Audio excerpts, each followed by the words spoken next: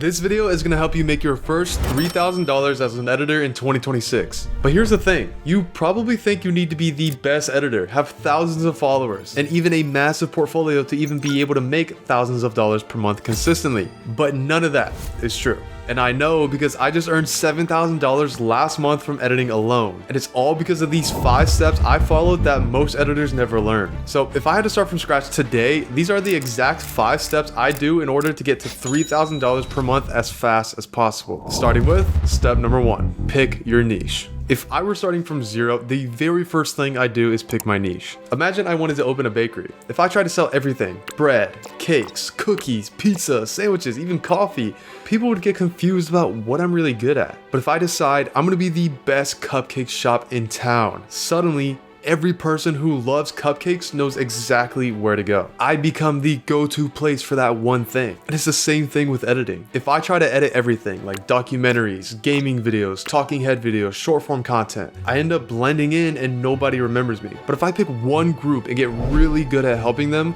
I stand out as the one guy perfect for that group. And because I'm the best at helping this group, I become more valuable to them. This means I can charge higher prices and getting clients becomes easier because people want the best editor for their type of content. So if I were starting again, I'd ask myself, what am I good at? And whose content can I actually improve with my skills? Once I know this, I can focus all my energy on becoming the best editor for that one group. But even if I know exactly who I want to help, I still have to actually prove I can help them. Because most people won't believe you when they say you're the best editor for them, unless you have something to show for it. That's why step number 2 is get proof. After picking my niche, the first thing I do is work to get proof of my skills. But I wouldn't worry about being a master or having a huge portfolio. To build proof fast, I do one or more of these strategies. Number 1, I'd find raw footage on YouTube and edit it myself. Whether it's unedited vlog footage or unedited talking head footage,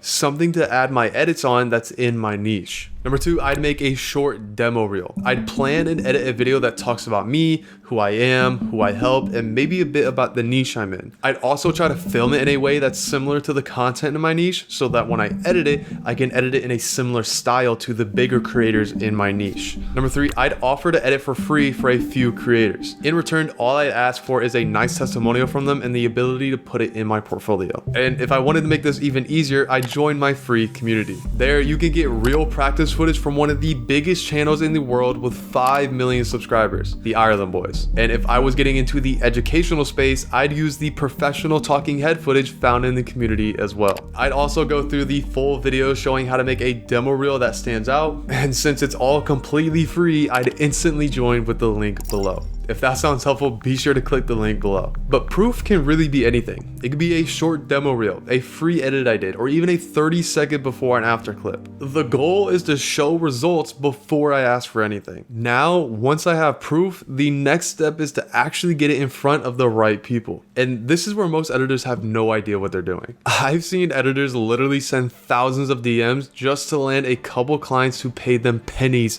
for their skills. But knowing what I know now, I wouldn't waste my time spamming random DMs. I wouldn't be posting random content hoping for the best either. I'd follow step number 3, build a list of 100 qualified leads. A qualified lead is anyone you can contact who fits certain requirements they must have in order to work with you. Because like we said in the beginning, I'm not just gonna edit for anyone. I wanna edit for people I can actually help in my niche and people who can actually pay me. To do this, I'd make a list of at least 100 creators who fit what I call the big 3. Number 1, I can edit their content better or at least as good as they do. Number 2, they have the budget to pay me well. And number 3, they're selling something like merch, products, services, or even sponsors. The reason I have these qualifications is because if I know I can help them, I know they can pay me, and they have more income outside of YouTube ad revenue, then I feel pretty good about reaching out to them to offer editing. But to make this list, I'd start by searching on YouTube for creators in my niche. Once I click a few videos, I can easily find more channels by looking at what content YouTube is suggesting similar to the ones I clicked on. I'd also check websites like YT Jobs and Roster where creators are actively looking looking for editors. And if I wanted to save some time, I'd even hire someone on Fiverr or Upwork for about 40 to 50 bucks to help me create a list of 100 creators in my niche with all the information that I need to reach out. The reason I want at least 100 though is because outreach is a numbers game. Not everyone will reply,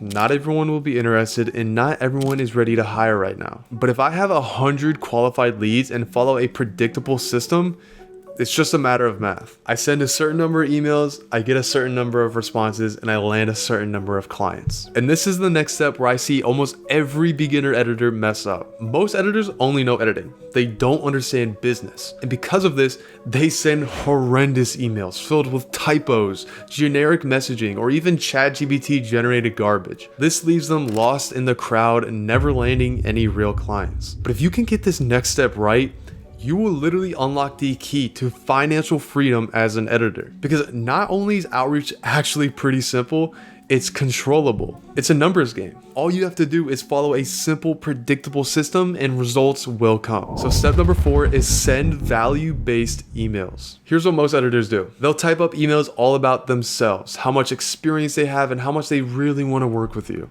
But that's not what works. Instead, what I do differently than most editors is I focus on providing value. My goal wouldn't be to sell myself. My goal would be to get my foot in the door by helping the creator first. Here's how I do it. I'd look at the creator's videos and find a real problem I could fix. Maybe the music is too loud, maybe the pacing is slow, or maybe the intro just isn't that good. I'd point out that problem, explain what impact it has, and then offer a solution to help them. And this is the overall strategy. But if you want to know exactly what I'd say in my outreach email and see a full outreach strategy broken down step by step, I already made an entire video on just that. So click the card on screen to watch that video. But watch that after this video. We're not done yet. Because once someone replies, I'd get on a call with them. I'd ask about their goals and the problems that they face with their content. Are they trying to grow their channel, get sponsors, sell merch, promote their business, etc. Then I'd show how my editing can help them reach those goals and overcome their problems. I'd explain that better editing means more people watch the full video. That means more people see their promos, which leads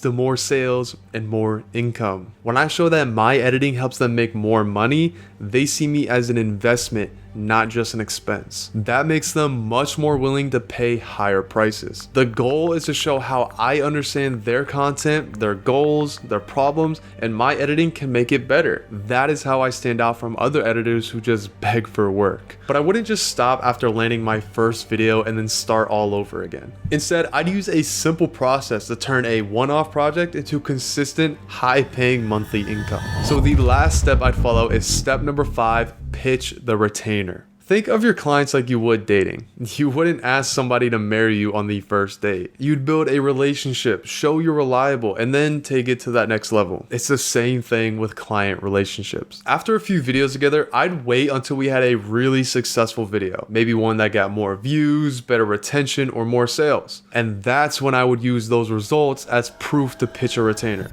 And here's how I'd pitch it. I'd say, so you saw what happened with the last video. If you want that same strategy, style, and results every month, I can make that happen for you. My rate for that level of outcome is X dollars per month for Y number of videos. Then I'd pause and let them respond. But once we agree on the price, I'd make sure everything is clear in writing so that there's no confusion. By this point in the conversation, they know I do great work. I get them results and I understand their content. So moving to a retainer isn't really an expense for them. It's an investment. And here's what's wild. If I deliver results, I can easily charge $1,500 a month, land 2 clients, and hit $3K per month before I even realize it. And that's exactly how I did it. Last month, I earned $7,000 from just 1 client, but I didn't just get lucky. My student Asa went from $1,600 to $5,000 per month in 90 days, and my student John just landed a $2,000 per month retainer in his first 30 days following this system. Hitting $3K per month as an editor is really just the tip of the iceberg. But it's also where 99% of editors get stuck. Because once you make it to that first $3,000 per month mark,